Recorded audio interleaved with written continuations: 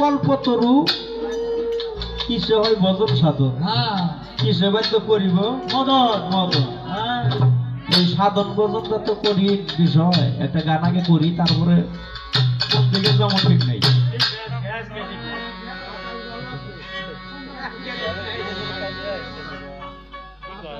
ওরে ভাষা ভাষা মুখস্থ জ্ঞান আচ্ছা কত সাধন ভজন হবে হ্যাঁ ভক্ত বস্তুনিষ্ঠ বাস্তবের দরকার পাগল মনা তাই তো জগতে সাধন ভজন কঠিন এক ব্যাপার তোরে সাধন ভজন কঠিন এক ব্যাপার পাশান মন আমার সাধন ভজন কঠিন এক ব্যাপার একা ঈশ্বর কিন্তু তাহলে 50,000 গেল কেন ভাবছিলাম শিষ্য আইনে খাড়াইব না 50 কিসের কারণ তাহলে 50 বুঝাইতে 5 জন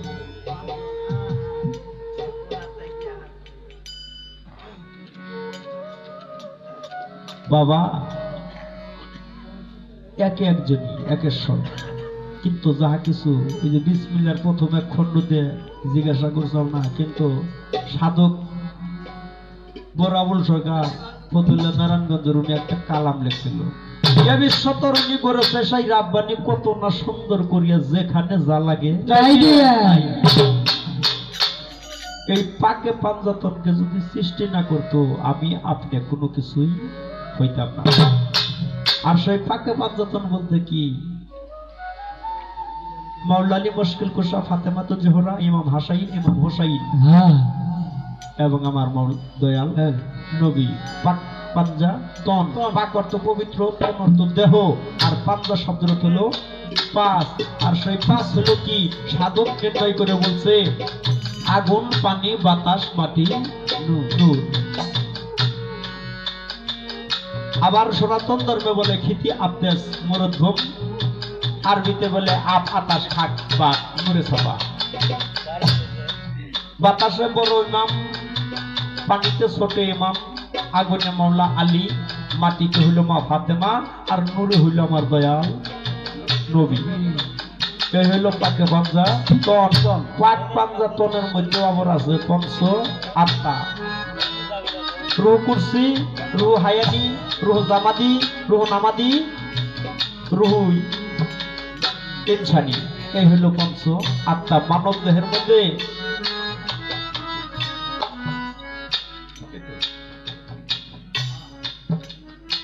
সেই পঞ্চাত্তর মধ্যে আপনি একজন মানুষ এমন একটা কাজ করছেন ওই কাজের বিনিময়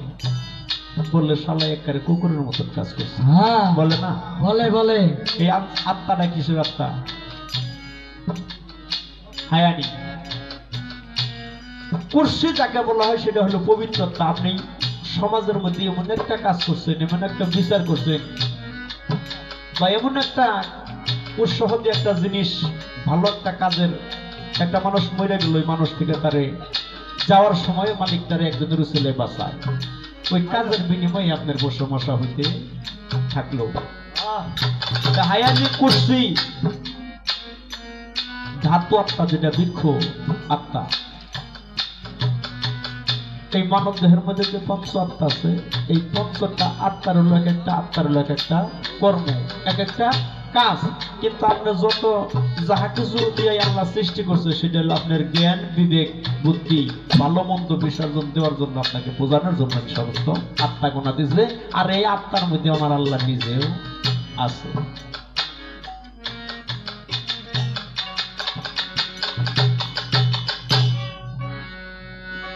ভাষা ভাষা মুখস্থ জ্ঞান আচ্ছা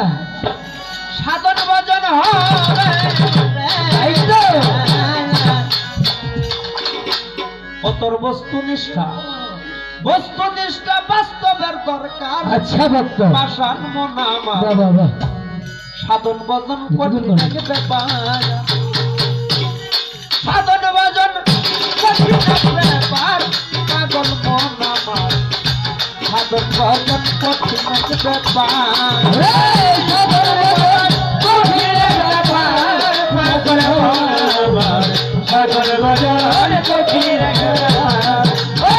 সাগর ভজন কঠিন এক ব্যাপার সাগর ভজন কঠিন এক ব্যাপার সত্য সাধন করবি যদি কামেল গুরু ভজনী নবদিবে মাঝা কইরা পাতা সরণে তাহা কইরা সরণে তাহা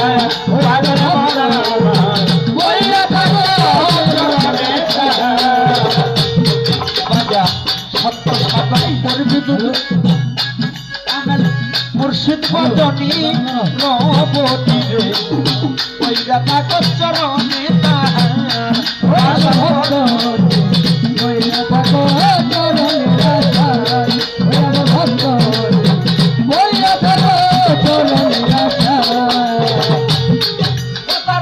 রহমতের দ্বার খুলে দে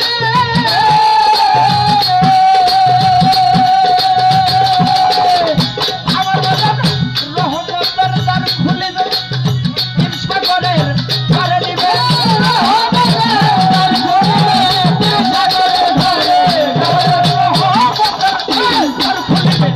ইনশা করে পারে নিতে সত্য গোসল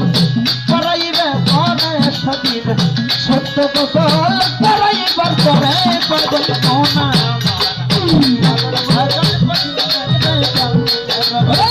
সাগর ভজন কঠিন এক ব্যাপার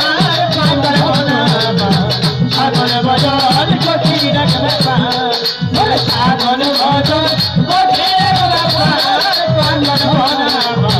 সাগর ভজন কঠিন এক ব্যাপার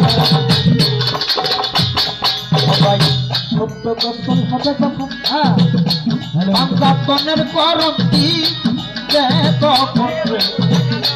বাজার মধু খাবি হইয়া রে মধু খাবি হইয়া রে মধু খাবি হইয়া আমার বাজার সত্য গোসল হইয়া পাঞ্জাতনের করন্তি তখন আরে মধু খাবি হইয়া রে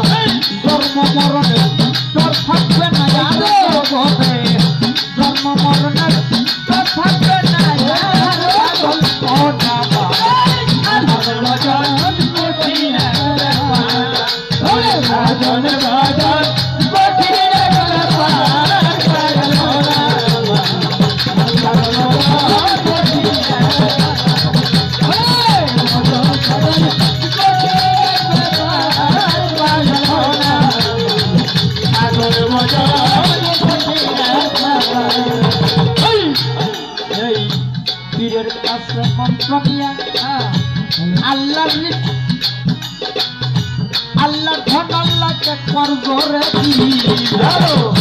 পুরাণের তা বলতে পুরাণের তা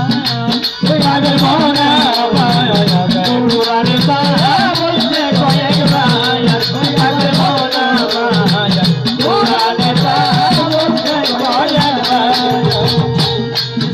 সরকারকে বলি আল্লাহর ধন আল্লাহকে করব দিয়া রে পুরাণের তা বলতে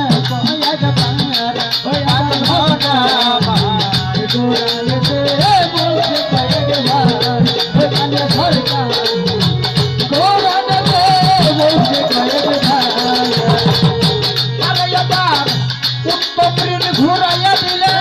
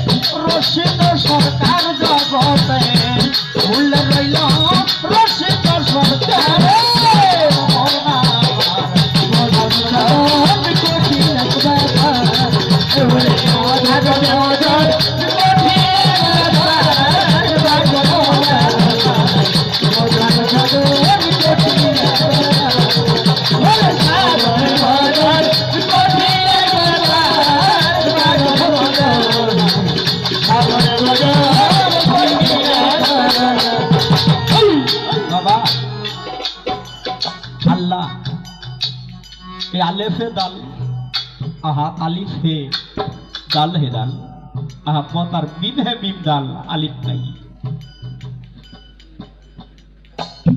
এই বিশ্লেষণটা বুঝতে গেলে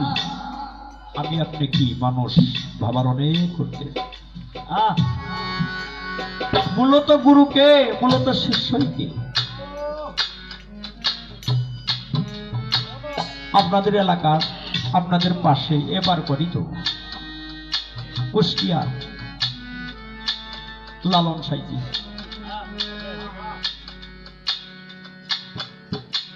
এই লালন সাইজি শুধু লালন লালন লালন লালন আরে বলে সিরাজ সাই। একদিন সিরাজ সাইর স্ত্রী জিজ্ঞাসা করলেন,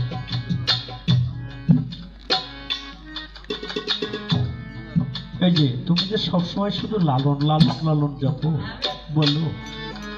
আরো তো ভক্তবৃন্দ আছে কিন্তু থাকো কথা তো কম না, আর তো কোনো কথা কম না, শুধু লালন লালন বলো কেন? সিরাজ সাই দুই নহিলে জল ছেড়ে আত্মার বলছিল, স্ত্রী আমি যে লালন লালন কেন বলি, কেন জপি?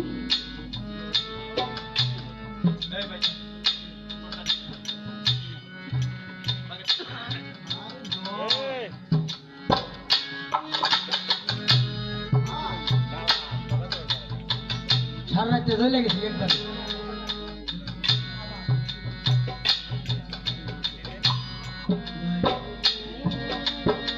তখন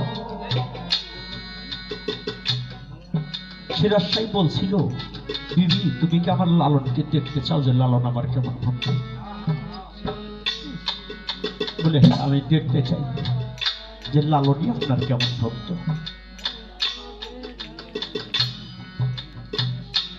বলে তাহলে আমি যা বলি তুমি তাই করবে। বলে কি? আমি এখানে শুয়ে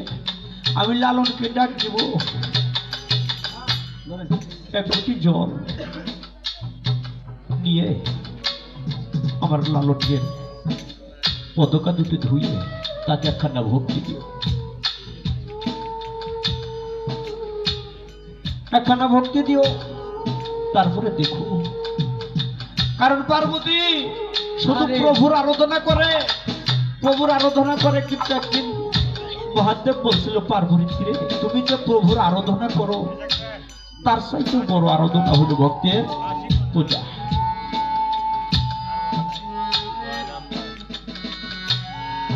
তাই যখন লালন লালন করে সিরাজ সাই ডাকলো, বাবা দেখে লালন চলে আসছে, আসার পর তার গুরু মায়ের হাতে যখন এক কোটি জল দেখে দাঁড়িয়ে রয়েছে, আমার লালন বলে আমি যদি কোন অবরোধ করছি মা আমার জন্য অপেক্ষা করতেছি। বলে মা আমার কি অপরাধ হয়েছে? বলে তোর কোন অপরাধ না, তোর গুরুর হাতে। বলে কি? যে তোর চরণ দুটি ধুই আমি আগে একখানা ভক্তি দিতে হবে। ছেলেরা শুধু মাই বাপের খেজমতি করলো, পায়ের ভক্তি শ্রদ্ধা করলো, আজকে তোর পায়ে আমার একখানা ভক্তি। বাবা লালো করে যখন লালনকে পাও ধুয়ে মাথার গ্যাস দিয়ে পাও পুষিয়ে যখন ভক্তি দিল, আর দেখে আর লালন নাই, লালন খানে বসে রয়েছে, আর লালন আলিফ থাকে না, আলিফ আসলে থাকার কথা না। শয়েখ মোহাম্মদের মাঝে আমার সাই এসে বসে, বনের হনুমান আমি আপনি কিসের মানুষ? একদিন হনু বলছিল আমি আমার দাদাগুলোকে দেখব। রাম বলল সে তো 7 সমুদ্র 13 নদীর উপর থাকে, তারা তুমি কি করে দেখবা? বলে আপনি শুধু আশীর্বাদ করেন। গুরুর আশীর্বাদ নিয়ে 7 সমুদ্র 13 নদী পানি দিয়ে যখন হনু উবার যায় দেখে ওই হনু কাছে জোরাত করে রাম দাঁড়িয়ে রয়েছে। উনি ঘুরে ঘুরে দেখে এসে এবার এসে দেখে রাম দাঁড়িয়ে রয়েছে। আরে রাম বলে অনুরে তোর দাদা গুরু রেখে তুই দেখছস, তোর দাদা গুরুকে তুই দেখছস। হঠাৎ তখন 2 নয়নের জল ছেড়ে দিয়ে বলছিল বাবা সে যেন আমারই মতন একজন গোলাম, আমারই মতন যেন একজন হতবাদা। তাই রাম বলছিল ভক্ত আমার মাতা পিতা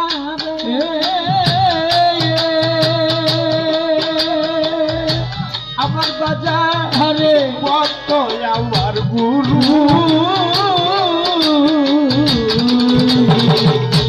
ভক্ত আমার নাম রাইখাছে রে বাদশার পাগল। ভক্তের হাতে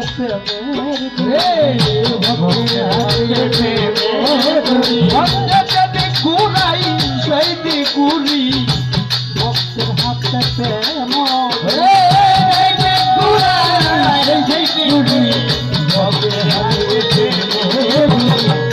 বাজার।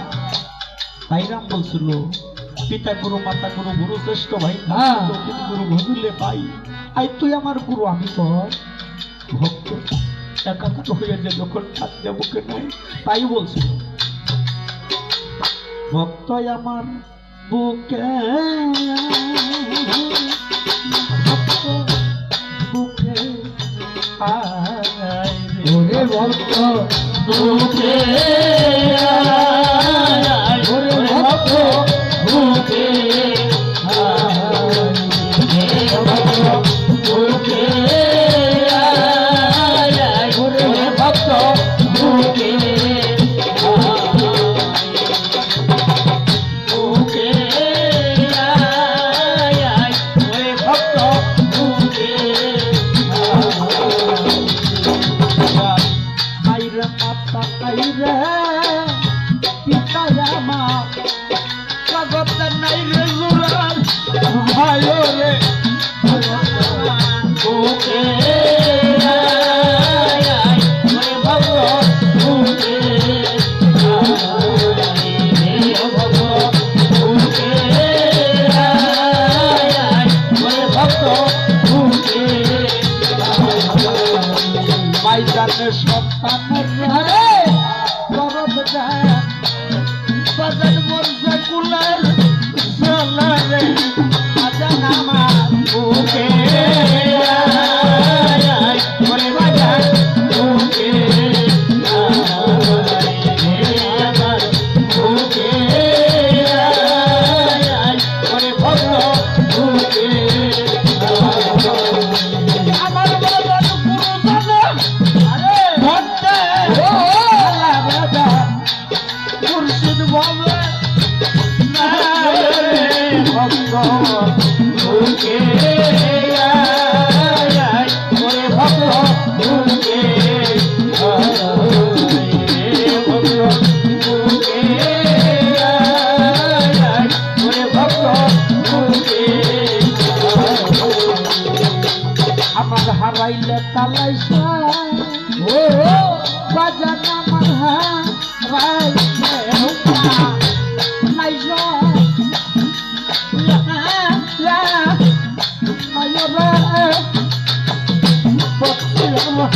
ওরে বুকে ওরে আমার বুকে ভক্ত বুকে ওরে ভক্ত বুকে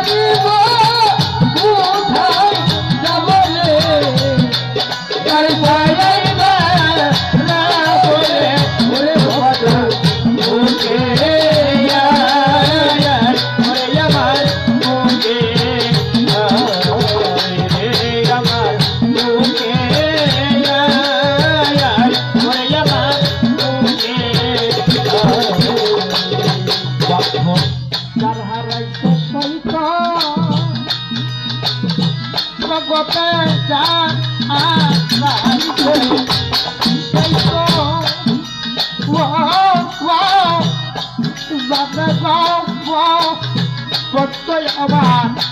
বুকে যায় বাজান আমার বুকে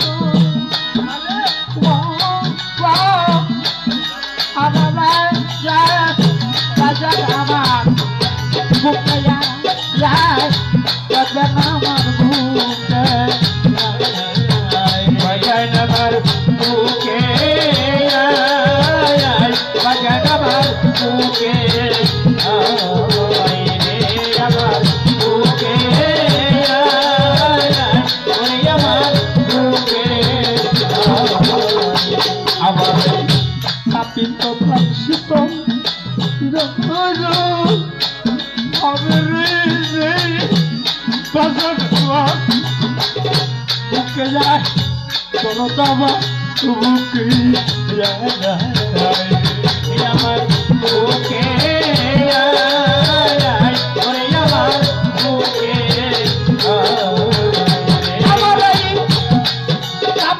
আমার শীতল পর্ব পরে বুকে লয়া রে বুকে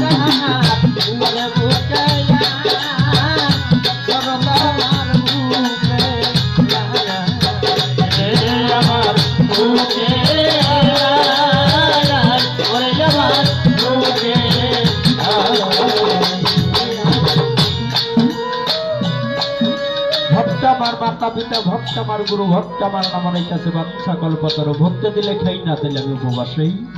থাকি। ভজন সাধন খুব কঠিন বিষয়, খুব কঠিন ব্যাপার।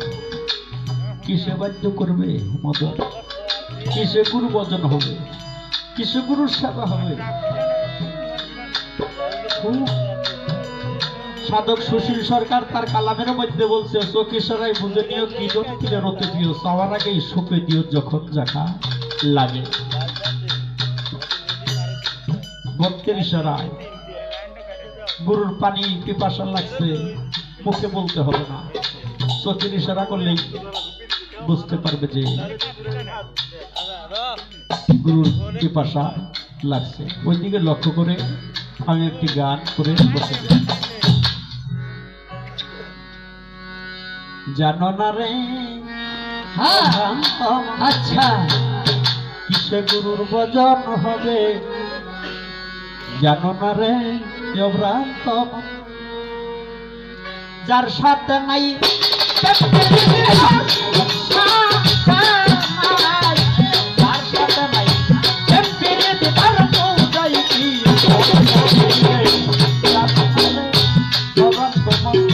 কিসে গুরুর ভজন হবে, জানো না রে অভক্ত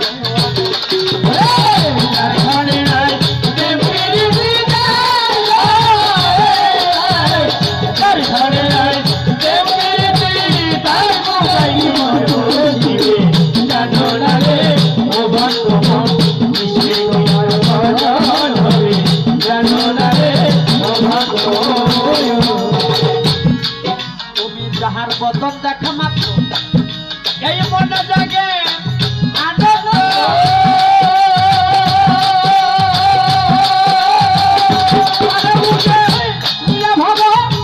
এই বিষয় গোবিন্দ রে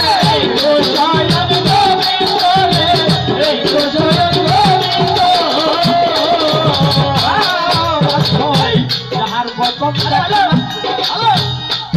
এই মনে জাগে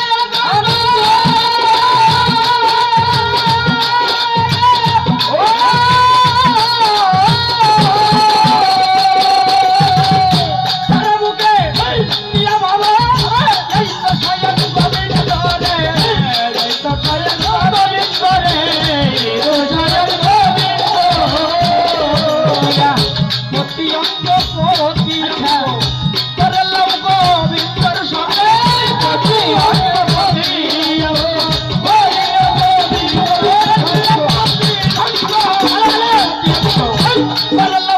সুন্দর সঙ্গ কোতালিবে বসে থাকো পদিয়ঙ্গ উড়ালিবে কিসে কিশোর ভজন হবে জানো না রে ও বান্ধব যার ঘরে নাই প্রেম প্রীতির যার ঘরে নাই প্রেম প্রীতির তার পূজায় কি গল্প জানো না রে ও বান্ধব কিসে কিশোর ভজন হবে জানো না রে ও বান্ধব সৌভাগ্য কাছে নিও প্রিয় কিংবা প্রিয়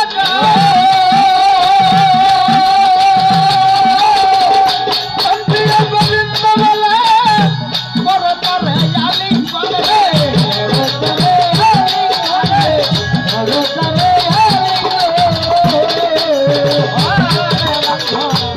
সৌভাগ্য কাছে নিও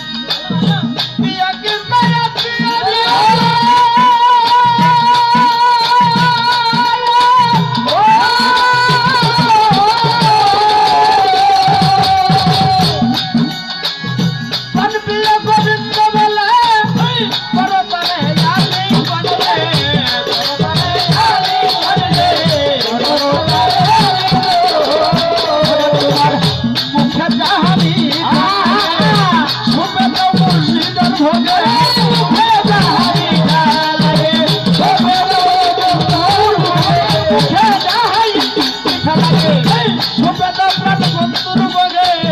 বসে থাকো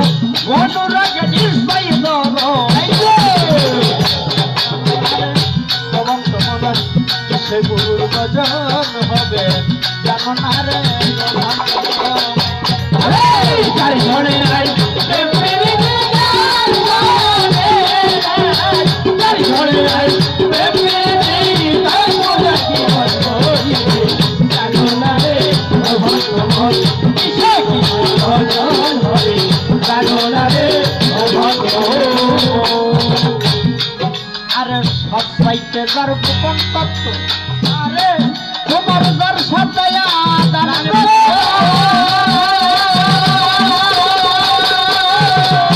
এই প্রতিমার পূজা দিতে লাগে না আর বেদ বিধান লাগে না রে বেদ বিধান লাগে না রে বেদ বিধান আরে ভক্ত সব সাইতে যার গোপন তত্ত্ব তোমার যার সাজায়া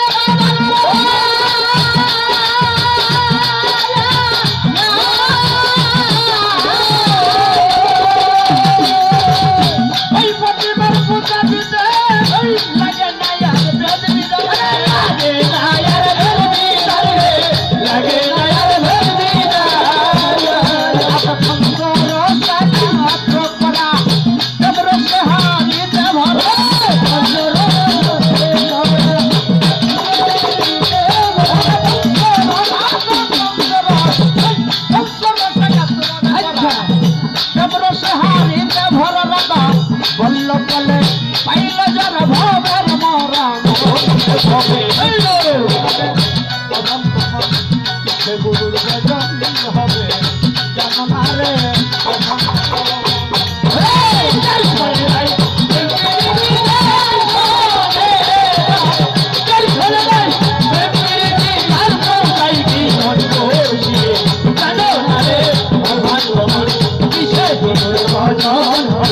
জানো না রে তার সাথে নাই প্রেম প্রীতি